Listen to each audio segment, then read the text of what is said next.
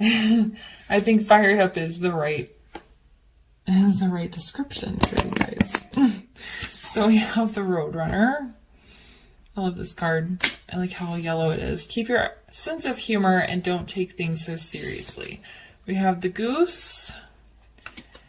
Take time to rest and recuperate rather than continuing your striving. And then we have the Honeybee. Let compassion and forgiveness be your top priority in the situation. And I was feeling this very intense, fired up energy. I think you're very fired up about something. I think some of you are very upset about something, angry about something.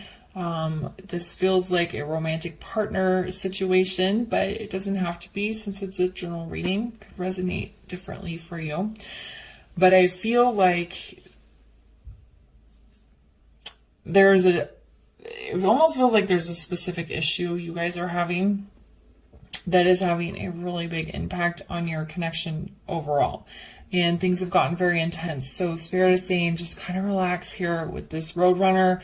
Of course, the issue is serious and very important to you and your connection, but it's just reminding you to not stay in that angry energy all the time. Make sure you're taking a breath. You're trying to see the lighter side of things. You're trying to, just not sit in heavy energy all the time. Find that positive, high vibe energy.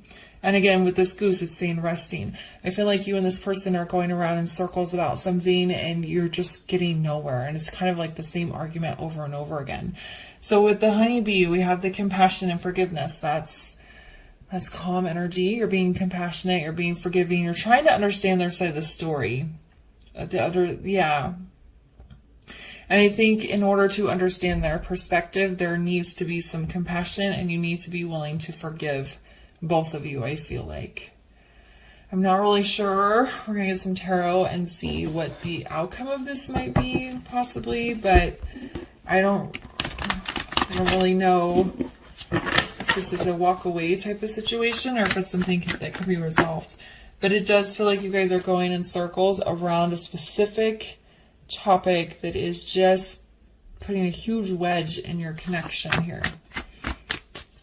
All right, so can we dig a little bit deeper here, Spirit, and tell us some more about what Sagittarius needs to know right now or around this reading?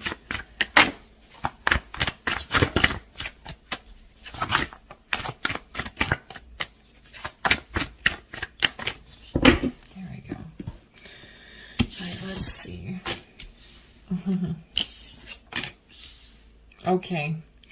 So I think that whatever this problem is, it feels like it can be resolved. But for some reason, you guys are having trouble communicating the issue.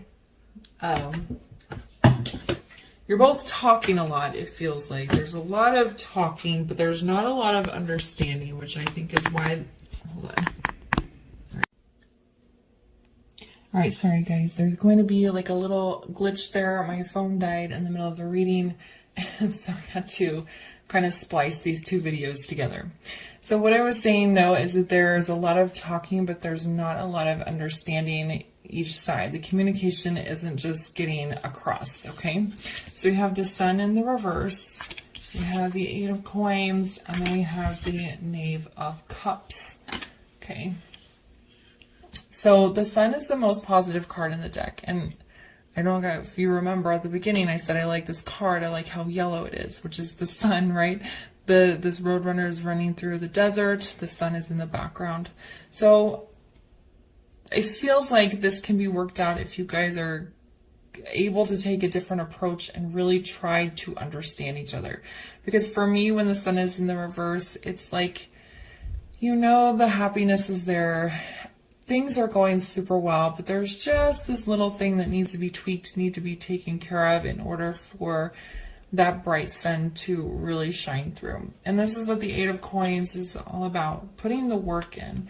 It's kind of funny that it's underneath the Goose, which is saying you need to rest. But that's because with this Goose, you're going in circles. You're on the hamster wheel. You're just having the same fight over and over again. You got to approach this in a different way. You got to come at this at a different angle with the work here. So take a break, rest, put the topic just on the back burner for a few hours, a few days, and then kind of figure out in your head, okay, what exactly is bothering me here and how can I communicate it in a way that my person's going to understand?